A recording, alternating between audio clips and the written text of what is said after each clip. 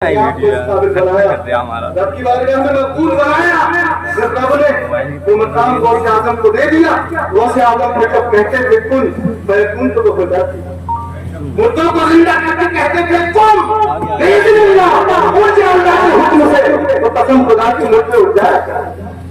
गौस आजम किसी सिर्फ बली का नाम नहीं है, बल्कि गौस आजम को पढ़े इब्न हजर अस्कलानी लिखते हैं, मुहद्दिस इब्न जोशी गौसे आजम की महफिल में गए, एक कारी साहब ने एक आयत की तिलावत की, इल्म देखे गौसे पाक का, कारी साहब ने आयत की तिलावत की, गौसे आजम ने 11 तफसीर इस आयत की फरमाई। हजरत 11 तफसीर।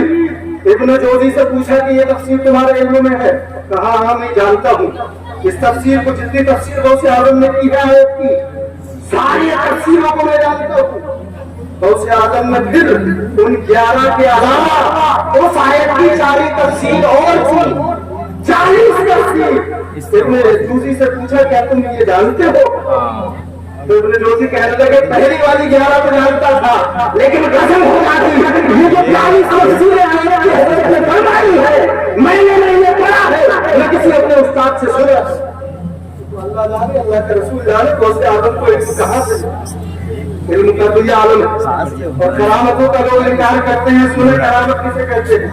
खिलाफ आदत कोई काम बंदे से हो जाए, अगर अंबिया की सफ है तो उसे मौजूदा कहते हैं।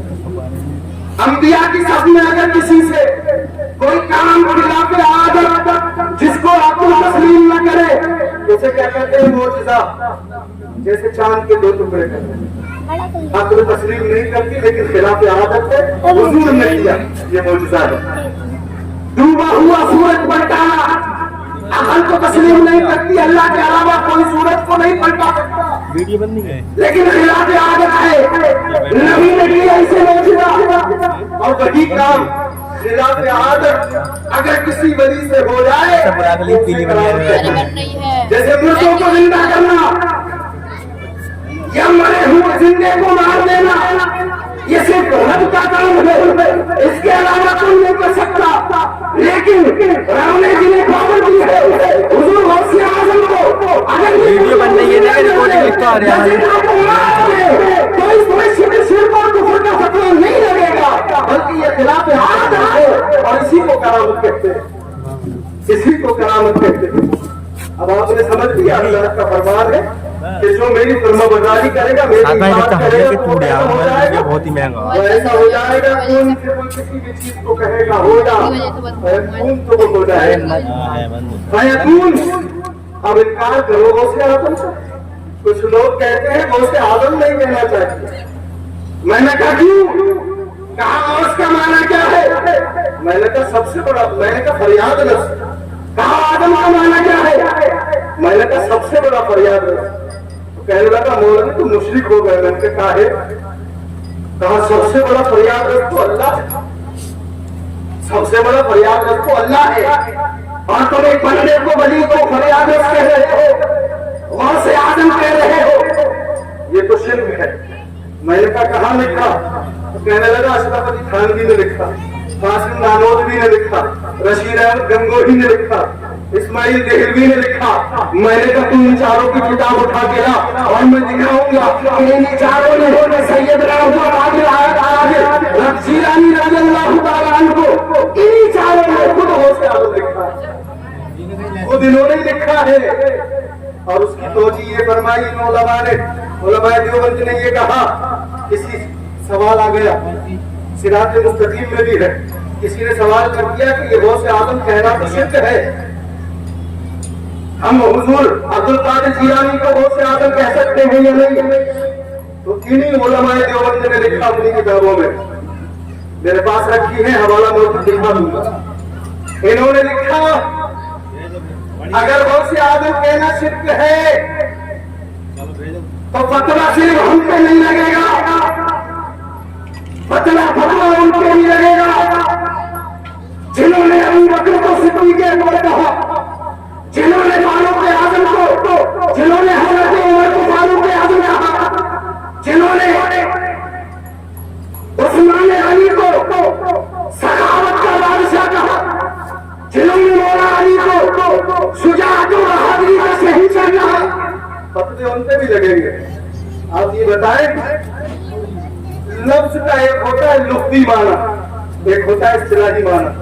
اور اس کا لغوی معنی ہے فریاد کو پہنچنے والا, فریاد رس, اور اصطلاحی معنی ہے فریادوں کو سن کر ان کی مدد کرنے والے. تو ہم لغوی معنی مراد نہیں دیکھتے ہیں, لغوی معنی صرف اللہ کے لیے ہے. سب سے بڑا دوست وہ ہے, سب سے بڑا صدیق وہ ہے, سب سے بڑا فاروق وہ ہے, سب سے بڑا سخی وہ ہے, سب سے بڑا بہادر وہ ہے. ہم لغوی معنی مراد نہیں لیتے, ہم اصطلاحی معنی مراد لیتے ہیں, ہم اصطلاحی معنی مراد لیتے ہیں. آپ ابو بکر کو کیا کہا حضور نے صدیق, معنی کیا ہے سچا, اور اکبر کہا, اکبر کا معنی کیا ہے سب سے بڑا سچا. تو سب سے بڑا سچا تو نام ہے, صدیق کو صدیق اکبر کیوں کہا؟ علماء نے دیکھو, چاہے جو علماء ہو نہیں لکھا, چاہے سنتی علماء ہو نہیں لکھا, اور اہل سنت کا بیڑا پار ہے, اصحاب حضور نجم ہے اور ناؤ ہے, اجرت رسول اللہ کی.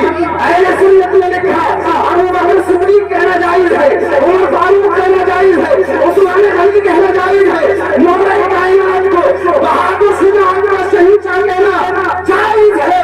اس لیے جائز ہے کہ یہاں لفظ سے لغوی معنی نہیں ہے بلکہ اصطلاحی معنی ہے, یعنی مطلب یہ ہے جو بندوں میں سب سے بڑا سچا ہے اس کو دنیا صدیق اکبر کہتی ہے. جو بندوں میں سب سے بڑا عدل و باطل و حق کے درمیان عدل کرنے والا ہے اس کو دنیا فاروق اعظم کہتی ہے.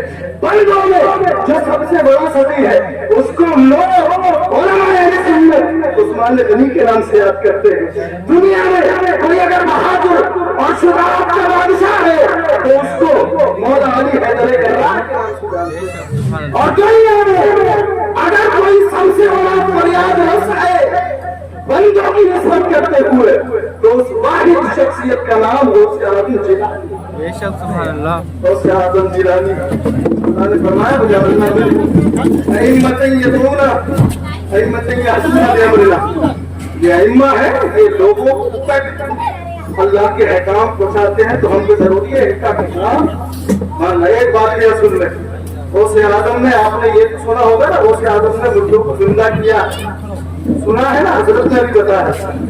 اور ایک واقعہ سنو, غوث اعظم نے زندوں کو مارا, مردوں کو زندہ تو کہنا آپ نے سن لیا. ہم ایک واقعہ اور آخری واقعہ اور بات کو ختم کر لو. غوث اعظم نے زندوں کو بھی مارا ہے اللہ کے حکم سے, اللہ کے حکم سے, کیونکہ غوث اعظم نے وہ مقام حاصل کر لیا عبادت کے ذریعے کہ اس مقام پر پہنچ کر بندہ اگر کن کہے تو وہ ہو جاتی ہے. غوث اعظم جب بغداد میں آیا, اگر کسی بستی میں کوئی اچھا عالم آ جائے تو وہاں بستی کے جو پڑھے لکھے لوگ ہیں اس سے علامت شروع کرتے ہیں. یہاں تو ایسا نہیں ہے لیکن آس پاس کے گاؤں میں لوگ اسے پسند نہیں کرتے. الحمدللہ للہ اس بات سے پاک ہے کہ علماء بھی عزت دیتے ہیں اور عوام بھی اماموں کی. کچھ تو بچے ہوتے ہیں جس کے نصیب میں ہی نہیں ہے اماموں کی عزت کو نہیں کرتے ہیں, لیکن جن کے نصیب میں ہے الحمدللہ وہ اماموں کی عزت کرتے ہیں. غوث اعظم سرکار آپ آئے کہاں بغداد شریف میں, نوجوانی کا حالت میں علم حاصل کر لیا. ابھی روایت کے حضرت نے بتایا 70,000 لوگ آپ کی تقریر سنتے تھے بغیر لاؤڈ اسپیکر کے. جیسی آواز پہلی سب والوں کو آتی تھی ویسے ہی آخر والی سب والوں کو بھی ویسی آواز آتی. اللہ نے لوگوں کو مقام آواز کی بلندی دی تھی غوث اعظم کو.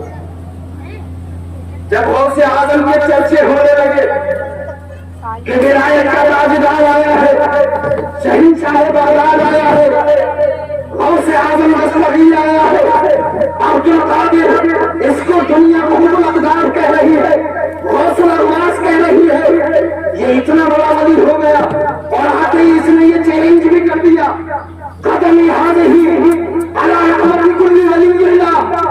بغداد میں آنے کے بعد اس نے یہ اعلان بھی کر دیا کہ دنیا کے ہر ولی کی گردن پر عبد القادر کا قدم ہوگا. یہ اعلان بھی اس نے کر دیا. اتنا بڑا ہو گیا لوگ चलने लगे, लोग चले और एक मीटिंग की। ये वाक़या पता है क्या है आपको? ये वाक़या तफरीहुल खातिर तर्जुमते शेख अब्दुल कादिर के अंदर ये मौजूद है। ये तफरीहुल खातिर किसने लिखी? सैयद अब्दुल कादिर इरबली ने। इनका भी नाम अब्दुल कादिर है। उसमें ये वाक़या है, दिखा दूंगा। फरमाया लोग चलने लगे, एक मीटिंग की कि गौसे आदम को दुनिया को अख्तार कह रही है, गौसुल अब्बास कह रही है, वलियों का सरदार मान रही है, विलायत के चर्चे हैं। आओ कोई ऐसा मिशन बनाए, गौसे आदम को गिराया जाए, नीचे गिराया जाए। इतने बड़े मकाम पे लोगों ने पहुंचा दिया, गौसे आदम को नीचे लाया जाए। कोई ऐसा मिशन बनाओ। यहाँ जो गौसे आदम से चलने वाले थे, उन्होंने एक मीटिंग की। मीटिंग के दौरान उन्होंने ये बात रखी कि लोगों, हमें ऐसा मशवरा पेश करो, हम अब्दुल कादिर की शान को गिराना चाहते हैं। एक मशवरे से हो सकता है, कहा मशवरा दो। मशवरा ये है कि एक जिंदा आदमी को चारपाई पे लिटाया जाए और उसका जनाजा गौसे आज़म को तोड़वाया जाए, और पढ़वाने के बाद इस जिंदा आदमी को चारपाई, इसका जनाजा तैयार करो और इसे ये बता दो अब्दुल कादिर जब नमाज़े जनाजा के लिए लगवाने तो उठ के खड़ा हो जाना। फिर हम लोगों से कहेंगे, लोग देखो जिसको तुम कुतुबुल अख्ताब कहते हो और गौसुल अब्बास कहते हो, जिसको तमाम वलियों का सरदार तुम मानते हो, अगर ये वली होता तो ये जान जाता कि चारपाई के अंदर जिंदा मुर्दा नहीं जिंदा लेता है, इसे तो पता ही नहीं। लोगों हम फिर इनका हवाल खोल देंगे, इनका जो है इन्हें नीचे गिरा देंगे और फिर लोग इन्हें कुतुबुल अख्ताब के नाम से नहीं जानेंगे, वलियों के सरदार के नाम से नहीं जानेंगे। उस बेवकूफ ने मीटिंग की और अपने ही इतना बड़ा बेवकूफ अपने ही लड़के को जनाजे की चारपाई में लिटा दिया। लोग दूसरे को बलि का बकरा बनाते ना, इसने अपने ही बेटे को बलि का बकरा बना दिया। आजमाइश किसकी कर रहा है? गौसे आजम की, जिसे अल्लाह ने गौसे आजम बनाया, जिसे गौसियत नबी के दर से मिली है। याद रखें एक बात, गौसे आजम अपने वालिद की तरफ से हसनी है और अपनी वालिदा की तरफ से हुसैनी है। नजीब सैयद है आप, यानी दोनों तरफ से आप सैयद हैं। हसनी हुसैनी।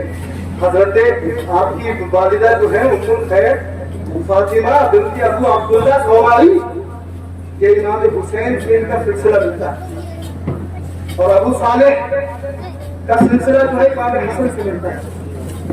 तो उस अहमद ने अपने ही बेटे को तैयार किया, कहा बेटा तू जिंदा है और जिंदा है, तुझे जनाजे पे ले जाया जाएगा, कफन पहनाया जाएगा, तेरे जिस्म पे खुशबू लगाई जाएगी।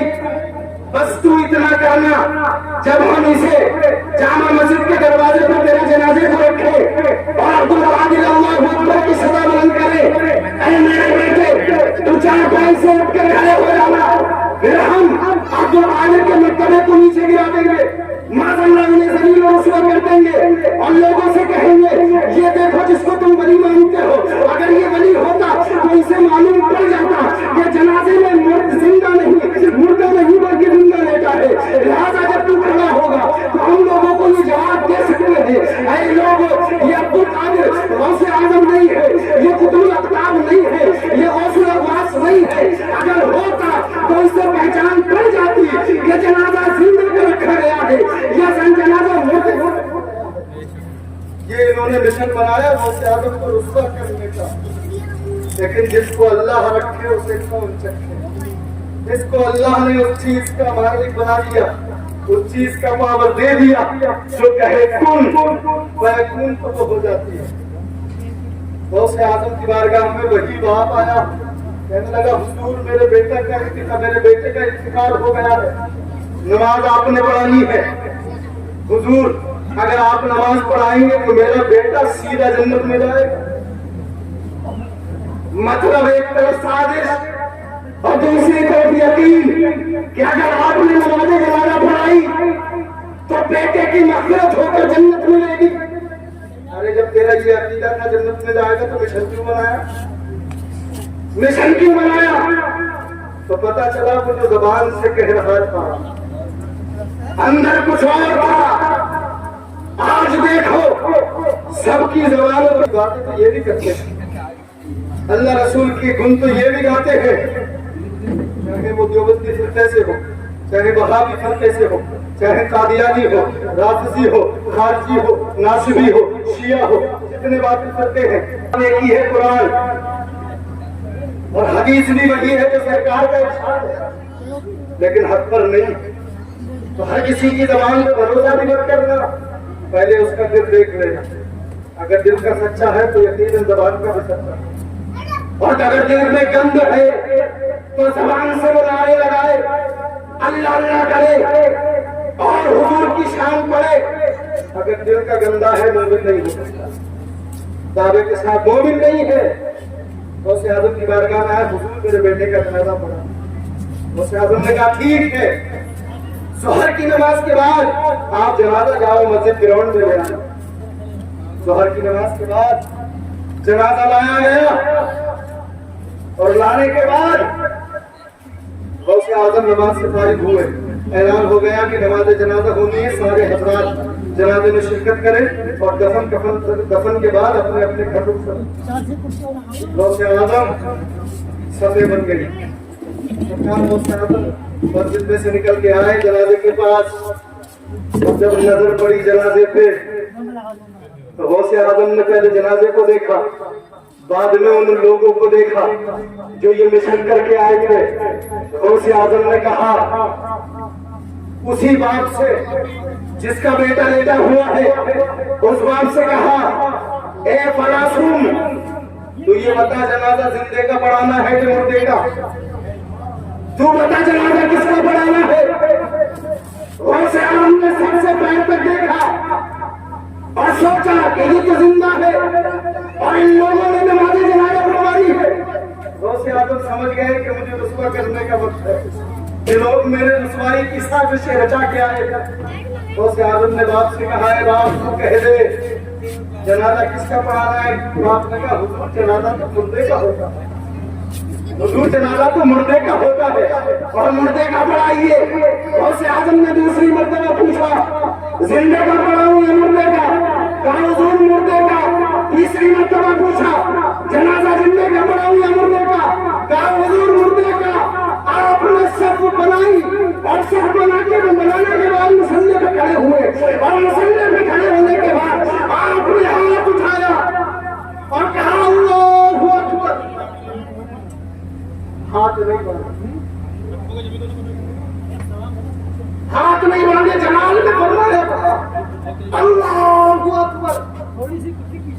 پھر آپ نے نیت کی سبحانک اللہم، نیت تکبیر تحریمہ سے پہلے ہوتی بعد میں نہیں ہوتی۔ آپ نے ایک تکبیر کے بعد نیت کی سبحانک اللہم وبحمدک وتبارک اسمک وتعالی جدک وجل ثناؤک ولا الہ غیرک۔ دوسری تکبیر کہی اللہ اکبر۔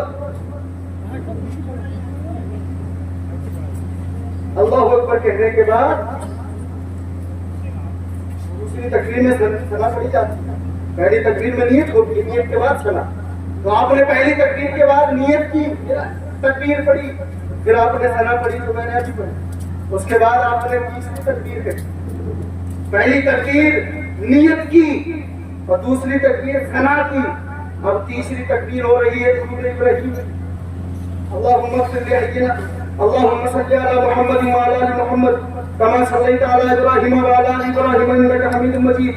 اللہم بارک علی محمد وعلی آل محمد کما بارکت علی ابراہیم وعلی آل ابراہیم انک حمید مجید۔ چوتھی تکبیر کہی اللہ اکبر، ہاتھ بندے ہوئے ہیں اور بن کے آپ پڑھ رہے دعائے مغفرت۔ بالغ لڑکا تھا اللہم اغفر لحینا ومیتنا وشاہدنا وغائبنا وصغیرنا وکبیرنا وذکرنا وانثانا اللہم من احییته منا فاحیه علی الاسلام ومن توفیته منا فتوفه علی الایمان۔ شیخ عبد القادر نے 5 تکبیریں کہی، اس کے بعد سلام پھیرا۔ ادھر یہ غدار دیکھ رہے تھے کہ کب ہمارا بیٹا کھڑا ہو جنازے سے اٹھ کے اور کب ہم عبد القادر کو رسوا کریں، لیکن سن لیں یہ الجھے دنیا دار سے نہیں تھے بلکہ نبی کے وفادار سے الجھے تھے، غوث اعظم سے الجھے تھے۔